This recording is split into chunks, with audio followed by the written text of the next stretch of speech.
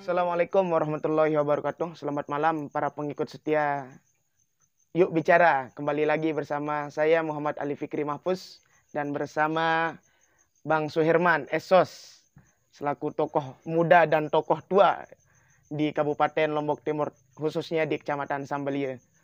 Assalamualaikum Bang. Waalaikumsalam warahmatullahi wabarakatuh. Apa kabar? Alhamdulillah baik. Ya, luar biasa. Alhamdulillah. Ya. Apa kesibukan keseharian sekarang, Bang? Ya kalau sekarang ini lagi duduk di sini. Oh iya. Kalau siang pagi harinya gimana? Aktivitas. Oh, iya. Kalau aktivitas, ya alhamdulillah saat ini oleh Bupati Lombok Timur dipercaya menjadi salah satu direksi di Selaparang Televisi. Luar biasa. Sebelumnya di PDAM, di Direktur Umum. Sekarang juga sama di Selaparang TV menjadi Direktur Umum. Sudah berapa bulan di Selaparang TV, Bang? Bukan bulan, 1 tahun. Oh, sudah nyampe 1 tahun ya? 1 tahun. Luar biasa. Untuk keluarga gimana? Sehat? Alhamdulillah, istri sehat dan satu-satunya istri saya. Satu-satunya. Tidak nambah lagi atau gimana, Bang? Oh, ya, sehat. Iya, keadaannya tadi walaupun kemudian diberikan hak kepada laki-laki untuk menambah istri, tetapi saya tidak gunakan hak saya. Cukup bagi saya satu. Ya, hak untuk menambah istri itu ada, tapi tidak mengambil hak itu untuk menambah istri. Begitu ya, teman-teman. Jadi poligami itu boleh, tapi Bang Suherman tidak mengambil haknya untuk berpoligami. Ya, luar biasa, Bang. Ya, ini pembelajaran bagi kita di kaula muda ini. Ya, karena tidak mendapat restu istri juga. Luar biasa. Iya, luar biasa. Jadi, prinsip tidak boleh. Tidak boleh ya. Jadi, kalaupun Anda bisa lakukan itu, laki-laki berhak untuk melakukan itu, tetapi harus ada kesetaraan sebagai manusia. Harus menghargai perasaan istri kita, sehingga ketika tidak mendapatkan, jangan lakukan. Iya. Kalaupun ada keinginan Anda, tapi ya alhamdulillah saya tutup keinginan semacam itu. Walaupun manusia normal ada sekali waktu ketemu sama teman-teman, say hello gitu kan. Nah, tetapi ada filter. Jadi filter yaitu iman yang ada di dalam diri. Jadi ketika bertemu dengan lawan jenismu di luar, maka tundukkan pandanganmu, sebaiknya engkau cepat pulang. Dan alhamdulillah saya bolak-balik dari Selong. Jadi saya nggak perlu terlalu berlama-lama di Selong. Kalau sudah selesai jam kantor, ya saya pulang. Ya. Pembelajaran sangat luar biasa ini untuk menundukkan hawa nafsu, teman-teman ya. Teman-teman Yuk Bicara. Ini salah satu untuk menundukkan hawa nafsu, yaitu menjaga pandangan. Jadi ketika kita sudah mempunyai istri, ya cepat-cepat pulang lah. Ya begitu. Anak berapa, Bang? Anak alhamdulillah 3 ya. 1 baru kelas 3 MTS. SMP Islam di Pondok Pesantren Cendekia. Jadi 2 orang anak saya di pondok, 1 masih TK. Jadi yang nomor 2 itu baru kelas 4 MI. Jadi dia sudah mondok pada saat kelas 3 MI. Jadi sudah 2 tahun masuk tahun 2 tahun sekarang dia mondok di Pondok Pesantren Jihadul Muslimin di Pondok Pesantren Tahfiz. Untuk yang ketiga? Yang ketiga ya baru TK ya. TK. Baru usia 5 tahun 4 bulan. Iya, semoga selalu diberkahi rumah tangganya, Bang. Amin, Allahumma amin. Amin ya robbal alamin. Malam hari ini kita berbicara tentang revitalisasi sumber daya manusia di Kecamatan Sambelie. Berbicara tentang jumlah penduduk Kecamatan Sambelie yang mencapai 37.000 jiwa lebih dengan sumber daya alam yang cukup melimpah. Teman-teman di luar Kecamatan Sambelie menganggap Sambelie ini sebagai kecamatan yang tertinggal, terpencil, dan anggapan lain dari rekan-rekan di luar Kecamatan Sambelie. Nah, mengingat tentang potensi sumber daya manusia dan sumber daya alam yang kita miliki, apa saja sebenarnya yang menjadi permasalahan di Kecamatan Sambelie ini sehingga kemajuan baik sumber daya manusia dan sumber daya alam kita ini masih dikatakan rendah gitu kira-kira, Bang. Kira-kira bagaimana? Apa saja hambatan kita yang ada di Kecamatan Sambali ini sehingga masih dikatakan sebagai kecamatan yang terbelakang? Ya, baik. Assalamualaikum warahmatullahi wabarakatuh. Ya, saya ucapkan selamat malam kepada penonton channel Yuk Bicara. Bicaranya apa saja ya? Iya, kita ngobrol santai aja, Bang. Ngobrol santai, bicara apa saja. Berbicara revitalisasi, sebenarnya saya nggak terlalu familiar dengan istilah revitalisasi terkait dengan sumber daya manusia, karena yang perlu kita revitalisasi sumber daya alam sesungguhnya, bukan sumber daya manusia. Karena kalau berbicara SDM harus bagaimana kita menggerakkan sumber daya manusia, bukan merevitalisasi. Nah, tetapi nggak apalah kita berbicara bagaimana kondisi Kecamatan Sambelia ini. Kalau saya disebut sebagai salah satu dari bagian entitas yang ada di Kecamatan Sambelia ini, itu mewakili mungkin bagian kecil dari komunitas yang ada di wilayah kita ini. Mungkin tidak bisa mewakili seluruh komponen yang ada, akan tetapi berdasarkan apa yang pernah kita lihat, apa yang pernah kita rasakan, apa yang kita pernah lalui, mungkin di antara kalian yang saat ini di usia masih, ya anggaplah usia 18 sampai 25 tahun ya. Usianya Fikri sekarang berapa? Ya 20, masuk ke 24 tahun. 24 tahun, iya. Jadi kan ini usia produktif dibandingkan dengan saya yang artinya usia sudah di atas 42 tahun.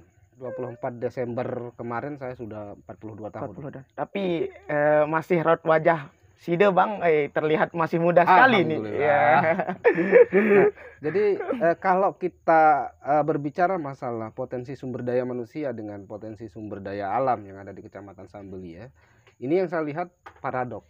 Jadi sangat paradok ketika kita berbicara sumber daya alamnya dan sumber daya manusia, yang dia sangat paradoks sekali, di mana sumber daya alam kita ini sangat berlimpah, tetapi tidak linier untuk mensejahterakan masyarakat yang ada di wilayah Kecamatan Sambelia. Ini kan sesuatu yang paradoks. Kalau kita berbicara masalah populasi penduduk di Kecamatan Sambelia ini, ya adalah populasi nomor 2 terakhir. Jadi yang terakhir itu Sembalun, baru kemudian Sambelia. Jadi berbicara populasi, tetapi tidak berbicara IPM, Tapi populasi kita adalah populasi kedua terakhir setelah Sembalun. Jadi Sembalun adalah kecamatan yang paling kecil dari sisi populasi. Populasi penduduk ya. Populasi penduduk. Nah, kalau kita berbicara masalah sumber daya alam, kita terbesar dari semua kecamatan yang ada. Kita 15%. Jadi sekitar 24.500 sekian hektar lah jumlah luas dari Kecamatan Sambelia ini. Nah, jadi luasnya sumber daya alam ini apakah berdampak dari sisi kualitas hidup masyarakat kita? Nah, karena tadi sudah disebutkan bahwa dari awal sudah dikatakan bahwa Sambelia ini selama ini dicap sebagai kecamatan yang terbelakang dengan jumlah masyarakat yang miskin sangat tinggi. Jadi kalau kita berbicara statistik kabupaten, jadi jumlah penduduk miskin di Kabupaten Lombok Timur ini sekitar 15% dari penduduk. Jadi sekitar 185 ribu dari total 1.325.000 sekian jiwa. Ironis sekali berarti Kecamatan Sambelia kalau kita hitung-hitung dari BPS. Kecamatan Sambelia itu lebih dari 20% jumlah penduduk kita miskin. Nah, dari mana BPS mengkalkulasikan itu? Jadi BPS melakukan kalkulasi dengan asumsi BPS bahwa yang kategori miskin menurut BPS itu masyarakat yang penghasilannya kurang dari 500.000 per bulan. Nah, jadi kalau dia di atas 500.000 per bulan itu dianggap kaya. Padahal kalau kita berbicara masalah statistik pengeluaran penduduk se-Kabupaten Lombok Timur, itu rata-rata pengeluaran masyarakat itu lebih dari 900.000 per bulan. Nah, kalau hanya pendapatan 500 saja sudah dianggap, di atas 500.000 sudah dianggap kaya, berarti dia harus menutupi biaya pengeluaran lebih dari 400.000. Baru dia dianggap kaya. Nah, kalau di bawah itu, di bawah 500 itu sudah sangat miskin. Nah, itu yang terjadi di wilayah kita. Nah, kondisi sumber daya alam yang tidak terkelola dengan baik, ini tentu harus menjadi titik awal bagi teman-teman adik-adik kita pemuda sekarang ini untuk berpikir bagaimana sih memikirkan apa yang bisa dilakukan, kontribusi apa yang bisa dilakukan untuk bagaimana mengelola sumber daya alam yang berlimpah, yang banyak, yang begitu besar katanya. Tetapi kalau sebenarnya yang mana sih sumber daya alam yang begitu luas ini? Sesungguhnya sebenarnya kalau kita berbicara masalah keluasan, peruntukan untuk masyarakat yang dikelola, itu sangat sedikit sebenarnya. Jadi jumlah sawah yang bisa ditanami padi itu sekitar 2.600 sekian hektar. Yang mana yang besar? Sesungguhnya yang dihitung itu adalah luasan hutan. Luasan hutan yang lebih dari 20.000 hektar.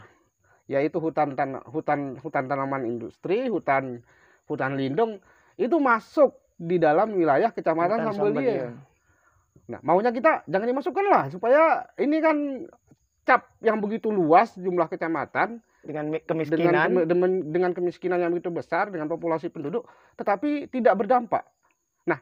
Kembali kita berbicara masalah hutan misalnya, bagaimana hutan bisa berdampak langsung terhadap kesejahteraan masyarakat. Ini kan juga kita belum lihat. Misalnya selama ini, betul masyarakat sudah masuk di situ.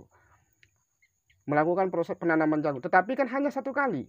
Nah, mestinya kan bagaimana pemerintah atau orang-orang terdidik berpikir sekarang ini untuk bagaimana bisa melakukan penanaman di musim kering. Jadi tidak hanya masyarakat kita melakukan penanaman pada saat musim hujan.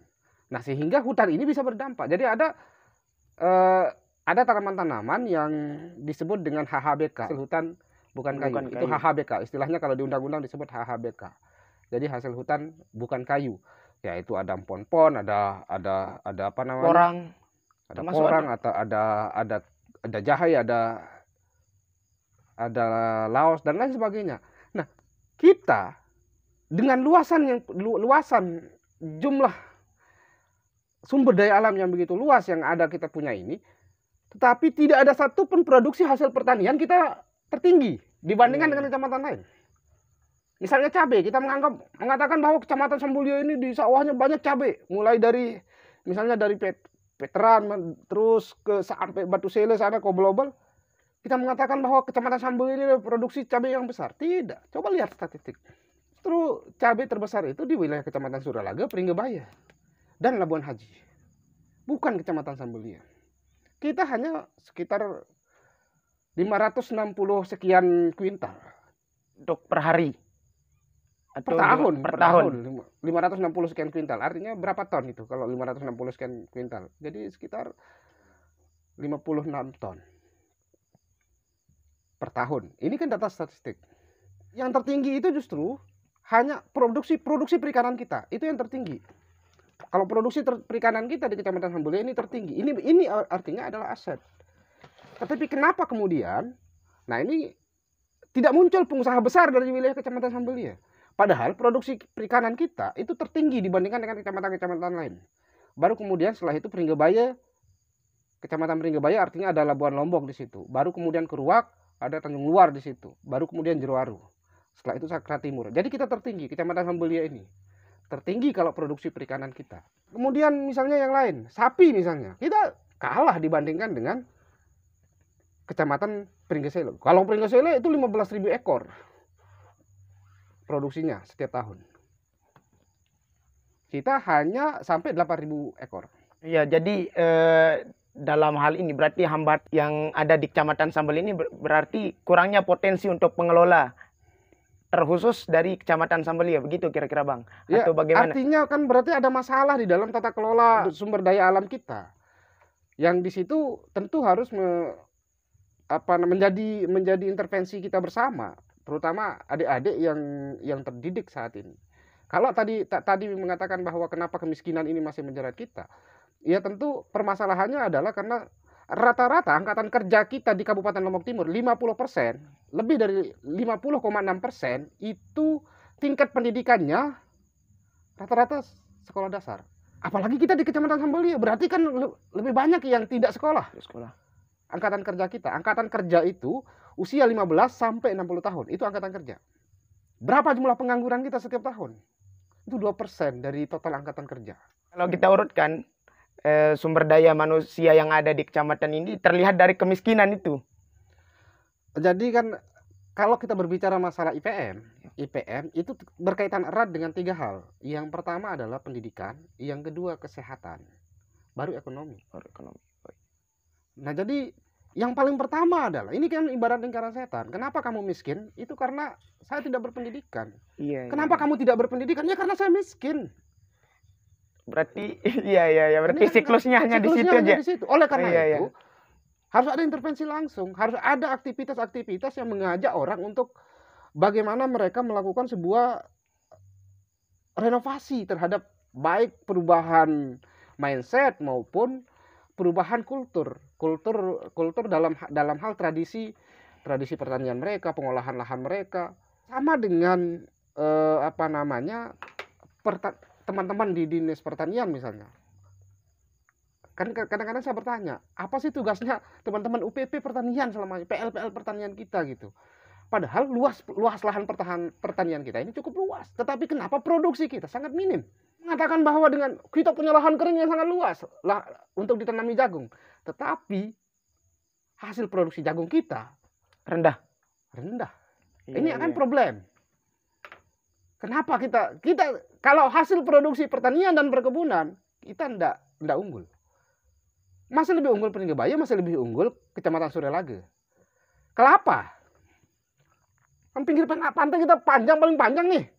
Paling panjang. Biasanya pinggiran pantai itu dipenuhi dengan kelapa. Selalu ada kelapa. Tapi kenapa produksi kelapa kita itu jauh di bawah Kecamatan Labuan Haji dan Peringgabaya? Malah lebih banyak Kecamatan Selong. Itu untuk produksi perkebunan, terkhusus kelapa. Kelapa. Nah, ini kan problem. Nah, mestinya kan didorong masyarakat kita. Atau ya diintervensi. Tugas pemerintah yang mengintervensi. Ya dijemput lah. Kan selalu ada program-program pemberian bibit. Atau mungkin karena baru ditanam tetapi bibit-bibit ini belum tumbuh gitu. Atau belum berbuah. Iya, atau memang tidak ada. Nah, oleh karena itu, teman-teman ya melalui teman-teman PL pertanian, ya berikan bantuan bibit yang sesuai dengan keinginan apa sih masyarakat yang ingin ditanam. Dan sesuai kebutuhan yang ada di Kecamatan Sambelia. Ya. Nah, termasuklah bagaimana mereka bisa bersinergi dengan, jangan dilepas. Teman-teman yang berladang di areal hutan, itu dianggap bukan bagian dari pertanian. Itu wilayah kehutanan. Sementara kehutanan tidak bisa mengintervensi langsung dengan urusan-urusan pertanian. Nah, mestinya kan bersinergi antara pertanian dengan perkebunan dan kehutanan, atau dengan kehutanan, atau dengan kalau di provinsi kan lingkungan hidup dan kehutanan. Ya bersinergi lah untuk bagaimana bisa mengintervensi. Jangan dilepas begitu saja. Misalnya bagaimana masyarakat bisa mendapatkan impact langsung dengan hutan yang ada untuk mereka bisa menanam bertumpang sari di situ, di samping mereka didorong untuk menanam pohon, tetapi mereka juga diajarkan bagaimana menanam HHBK, hasil hutan yang bukan kayu tadi itu, supaya mereka tidak hanya menanam jagung. Jadi jagung ini kan 1 kali panen, setelah itu kan dibiarkan terlantar begitu saja. Nah, supaya ada loh pendapatan yang didapatkan oleh masyarakat kita yang bercocok tanam di hutan itu, pada saat musim kering apa yang bisa mereka lakukan di situ supaya tanah ini tidak terlantar. Ini kan buminya Allah, ini tanah Tuhan, ini kita terlantarkan gitu kan. Jadi hanya 4 bulan berarti dia produktif tanah itu. Nah, mestinya kan harus kita pikirkan bagaimana tanah yang begitu luas, yang ribuan hektar ini bisa produktif. Ingat, lahan hutan kita, hutan hutan produksi kita itu lebih dari 20.000 hektar. Ada berapa peruntukan yang selama ini yang sudah berizin itu 1.700 hektar itu sadana. Kemudian ada 420 hektar tambah 80 jadi 500 hektar itu dikelola oleh HKM. Kemudian ada kemitraan dengan KPH Rinjani Timur 200 hektar di Sugian. Jadi ada berapa hektar jadinya? 3.000 sekian hektar lah, 2.000 sekian hektar. 1.700 tambah 500 berarti 2.300. 2.200 tambah 200 lagi hanya 2.400. Hanya 2.400 hektar, sementara masih ada sekian ribu hektar. Iya, jadi begitu Bang. Jadi poinnya di sini yang kita bisa tarik benang merahnya bahwa berawal dari kemiskinan sehingga melahirkan pendidikan yang rendah sih, yang menjadikan sumber daya manusia yang ada di Kecamatan Sambal ini belum mampu untuk mengelola potensi yang ada. Mungkin begitu. Kira ngopi dulu Bang. Makanya saya minus. kalau ada, saya kan sering kritik adik-adik Karang Taruna ya di Kecamatan Sambulia. Aduh, ini untuk Karang Taruna terkhusus. Tidak hanya Karang Taruna ya, saya kira pokoknya adik-adik pemuda muda ya, untuk memikirkan kembali, kita bersama-sama pikirkan kecamatan ini. Mari kita pikiran kita, tindakan kita. Karena apa yang kamu pikirkan hari ini itu adalah modal awal untuk kamu apa yang akan kamu capai di masa depan. Yang paling penting untuk dilakukan pada hari ini, jangan melihat seberapa meter kamu melangkah, tetapi sejak kapan kamu mulai melangkahkan kakimu. Jadi itu yang harus dilihat. Nah, saya ingin mengatakan pada adik-adik pemuda, jadi diskusinya itu mulai kontekstual lah. Jadi jangan diskusinya hanya wacana-wacana TV gitu loh. Orang berbicara tentang demokrasi yang itu urusan orang pusat lah untuk berbicara masalah demokrasi. Berarti kita khusus untuk membangun sumber daya. Oh iya dong. Kalau mau berkontribusi di Kecamatan Sambelia, pikirkan sumber daya manusia yang ada di Kecamatan Sambelia. Pikirkan sumber daya alam yang ada di Sambelia. Pikirkan apa kontribusi kita untuk membangun Kecamatan Sambelia ini. Oke, kita bangga dengan adanya PLTU, tetapi seberapa dampak yang kita bisa dapatkan dari PLTU? Seberapa besar serapan dari sumber daya manusia yang bisa terserap di PLTU? Ada tambak, seberapa besar tambak itu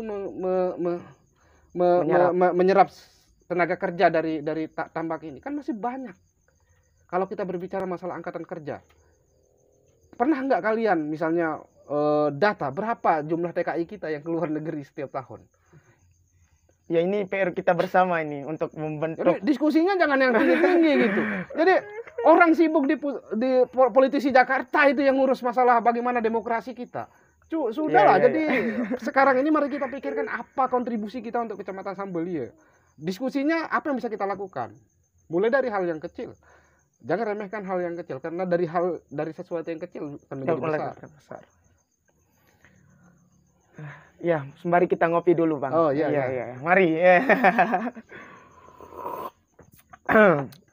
Ya, jadi begitu para saudara YouTube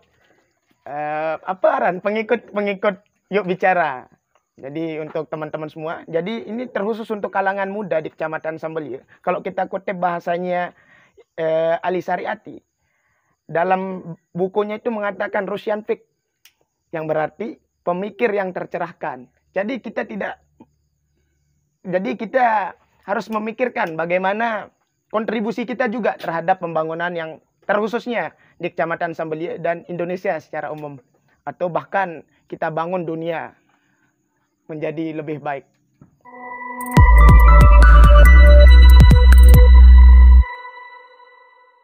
Belum kita berbicara masalah perikanan. Iya. Apa yang bisa kita kontribusi, apa yang bisa kita lakukan? Wisata perikanan. Belum kita berbicara masalah bagaimana pertanian ini bisa produktif. Belum kita berbicara bagaimana distribusi hasil pertanian untuk menghasilkan entrepreneur. Karena kan kebanyakan kan adik-adik kita ini gengsi. Padahal makanya kalau mau bisnis sebenarnya hilangkan gengsi.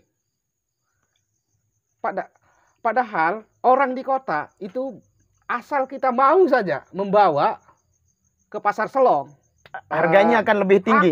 Pasti harganya lebih tinggi. Apapun yang kita mau bawa dari sini, hasil pertanian kita kalau tidak gengsi. Kan kebanyakan kita gengsi kadang-kadang. Di gengsi itu harus kita hilangkan secara menyeluruh atau total dalam diri. Itu mindset yang merusak kita selama ini. Dan selalu mengatakan bahwa bidang saya bukan di situ.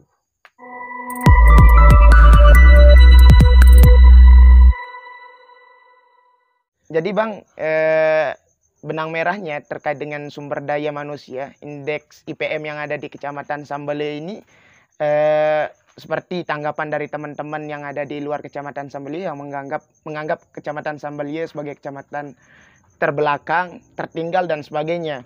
Jadi ada permasalahan yang ada di sana yang kita bicarakan, diskusi yang telah kita lakukan. Jadi ada beberapa faktor. Yang pertama pendidikan, sosial kultur, yang dimana ada pertanian, perikanan, pariwisata,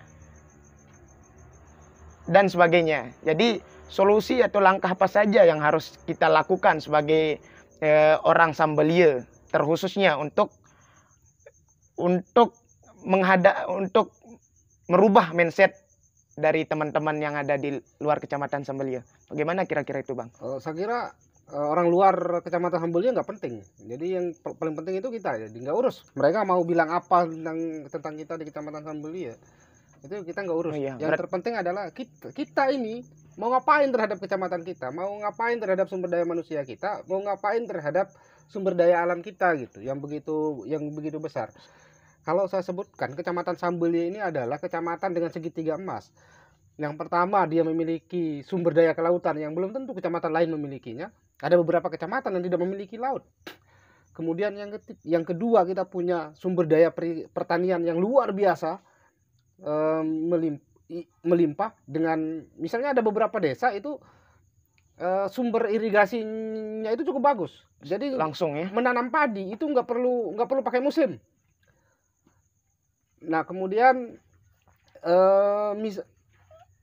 misalnya setelah padi itu kita memiliki tanaman unggulan di Kecamatan Sambelaya, itu cabai. Produksi kita luar biasa, tetapi tetap nomor sekian kita. Jadi nomor urutan ketiga atau keempat kalau nggak salah setelah produksi cabai. Setelah Labuan Haji, produksi cabai kita itu setelah Labuan Haji. Jadi yang pertama itu Suralage, kemudian Pringgabaya, Labuan Haji, kita keempat. Nah, padahal luas areal persawahan kita untuk tanaman cabai ini itu cukup luas. Nah, tetapi ini belum terkelola dengan baik. Nah, kemudian yang ketiga, kita punya potensi hutan. Jadi kalau pariwisata itu mencakup 3 komponen ini. Bisa diindustrialisasi sebagai pariwisata. Nah, tetapi kita memiliki 3 potensi yang tidak dimiliki oleh kecamatan lain di Kabupaten Lombok Timur. Ada orang punya laut tapi nggak punya hutan. Ada orang punya hutan tapi nggak punya laut. Ada kecamatan yang punya hutan tapi nggak punya laut. Nah, tetapi kita di Kecamatan Sambelaya ini komplit. Nah, akan tetapi apakah sumber daya alam yang kita punya ini yang berlimpah dengan saya sebut tadi itu sebagai segitiga emas memberikan impact yang besar bagi kesejahteraan masyarakat kita? Nah, ini kan problem. Kalau kita berbicara masalah kepadatan penduduk, kita hanya 119 orang per kilometer persegi. Sementara kalau rata-rata di Kabupaten Lombok Timur itu sampai 980-an orang atau jiwa per kilometer persegi. Kita hanya 191 orang per kilometer persegi. Masih banyak lahan yang kosong yang tidak tergarap secara produktif. Nah, ini kan problem. Nah, sehingga apa yang perlu kita lakukan? Kan ini persoalannya. Apa yang perlu kita? Jawabannya hanya satu, bersinergi.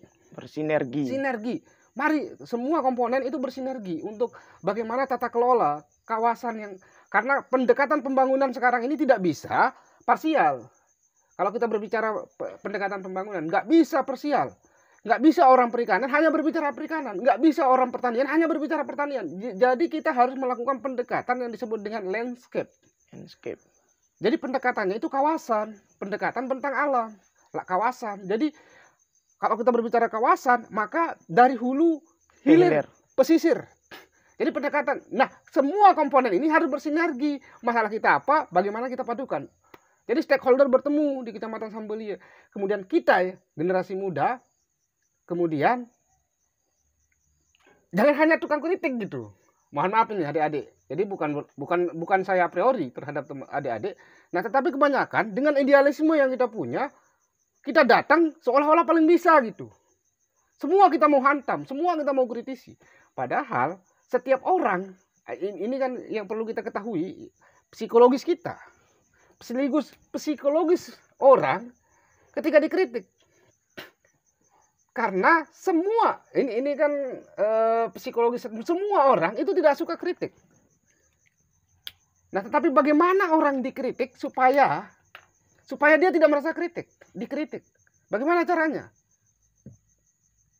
Ajukan pertanyaan kritis sehingga orang tidak merasa dikritik. Misalnya ketika kita mengatakan bahwa kepala desa kok hanya bangun rabat-rabat saja, kok tidak ada untuk pelatihan pemuda. Misalnya, ajukan pertanyaan kritis. Rubah kalimatnya. Iya. Bagaimana Pak Kades kalau misalnya kan ini masalah utama kita di desa kita ini misalnya. Iya. Masalah utama kita di desa ini kan masalah pengangguran yang tidak bisa kita atasi. Nah, sementara banyak anak-anak muda. Nah, bagaimana kalau misalnya anak-anak muda kita ini kita berikan pelatihan melalui dana desa ini, kita berikan pelatihan. Setelah itu kita bantu peralatan yang dia butuhkan. Nah, diberikan tambahan sedikit permodalan. Nah, saya yakin pertumbuhan ekonomi kita di wilayah desa ini akan lebih bagus. Kan bisa saja seperti itu. Ajukan pertanyaan kritis gitu. Karena setiap orang, kan banyak kita nih, dengan idealisme yang kita punya, dengan daya kritis, baru pulang dari perguruan tinggi, tiba-tiba semua kita mau hantam. Nah, karena tidak semua orang siap untuk dikritik. Beda lah kalau kita di kampus. Kalau di kampus, bebas orang berbicara. Nah, tetapi kalau di masyarakat, kita nggak bisa seperti itu kalau sudah terjun di masyarakat. Jadi, ya yang perlu dilakukan itu adalah interaksi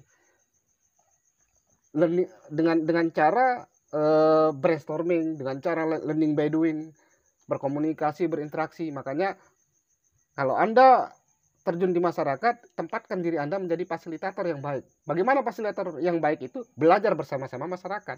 Karena kecenderungan orang tidak suka digurui. Banyak orang yang hebat gagal melakukan proses fasilitasi di masyarakat karena dia datang menggurui. Bagaimana dia mau mengajarkan petani yang memang petani, dia sudah lebih tahu tentang kondisi tanahnya. Banyak PL yang gagal menjadi PL ya karena dia datang menggurui gitu. Padahal orang sudah bertahun-tahun melakukan itu dan memang setelah mereka buat sampel lebih jelek daripada hasil petani kita. Banyak beberapa kali ada sampel. Misalnya kalau di desa Sugihan ini dia bikin sampel ini dan itu. Lebih bagus hasil petani daripada sampel yang mereka buat. Dari PL itu sendiri. Iya. Nah, jadi ini problem yang saya kira sekali lagi hanya satu persoalannya. Kita bersinergi. Teman-teman pemuda bisa bersinergi dengan pemerintah desa, teman-teman pemuda. Tetapi yang paling penting untuk dilakukan adalah perkuat dulu dari sisi data dan informasi. Jadi data. Seperti tadi itu pengetahuan tentang ini kalau kita mau melakukan sesuatu terhadap apa yang bisa kita lakukan di desa kita. Jadi kenali dulu desa kita itu dengan baik. Apa permasalahannya? Apa potensi dan sumber daya yang dimiliki? Banyak kita ini tiba-tiba mau melakukan ini dan itu, tetapi ternyata gagal di tengah jalan karena memang dia tidak tahu kebutuhan yang sebenarnya seperti apa. Nah, itu yang paling penting. Ya, jadi begitu gitu ya, teman-teman. Jadi yang kita lakukan itu riset, mencari data dan informasi. Lalu kita duduk bersama, bersinergi bersama demi kemajuan Kecamatan Sambelia.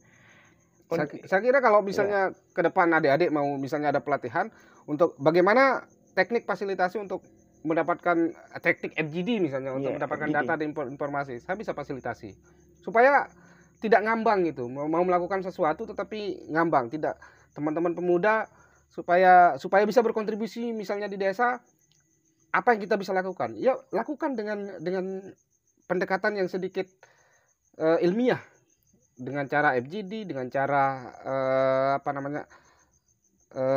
analisis sosial. Nah, sehingga tidak gambling ketika mau melakukan sesuatu. Apa kuni malik? Ya, kemudian terakhir Bang, closing statement. Ya. Tutup enggak. Kalau untuk closing statement saya kira saya itu juga sedikit Bang. Iya, cukup menarik Bang. Apa kan baru las? Iya, cukup menarik Bang. Akhir.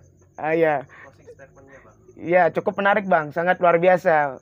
Ya, untuk closing statement-nya Bang terkait dengan pembahasan kita yang tadi. Ya, yang untuk closing statement saya kira Rasulullah sudah mengajarkan kita untuk optimis di dalam hidup. Jadi bagaimana cara optimis di dalam hidup? I'mal lidunyaka ka'annaka ta'isyu abada. Jadi kerjakanlah duniamu seolah-olah kamu akan hidup selamanya. Wa'mal li akhiratika ka'annaka tamutu gada. Jadi kerjakanlah akhiratmu seakan kamu mati besok pagi. Jadi itu prinsip. Jadi keseimbangan antara dunia dan akhirat, dan jangan dilupakan oleh pemuda kita. Jadi supaya dia linear antara pengetahuan duniawi dengan pengetahuan akhirat. Jadi antara ibadah dunia dengan ibadah akhirat. Jadi jangan sampai kita hanya fokus urusan dunia tetapi tidak fokus di urusan akhirat. Nah, yang itu prinsip yang optimis yang diajarkan oleh Rasulullah kepada kita. Saya kira itu closing statement saya. Semangat untuk generasi muda Kecamatan Sambelia untuk melakukan perubahan bersama-sama, bersinergi dengan orang-orang tua kita, bersinergi dengan petani kita, bersinergi dengan nelayan kita, bersinergi dengan pengusaha yang ada di wilayah Kecamatan Sambelia. Banyak hal yang belum tergarap saya kira, dan ini butuh campur tangan Anda generasi muda. Kemudian bagaimana Anda bisa menggunakan media sosial yang sangat masif saat sekarang ini untuk Anda bisa mengangkat harkat martabat wilayah Kecamatan Sambelia ini di publik. Terima kasih. Wassalamualaikum warahmatullahi wabarakatuh. Waalaikumsalam warahmatullahi wabarakatuh. Begitu ya teman-teman. Hidup ini harus tetap optimis dan selalu berpikir positif bahwa perubahan itu tetap ada. Mari kita bersinergi bersama-sama. Saya Muhammad Ali Fikri Mahpus mengucapkan terima kasih banyak. Selamat malam. Assalamualaikum warahmatullahi wabarakatuh.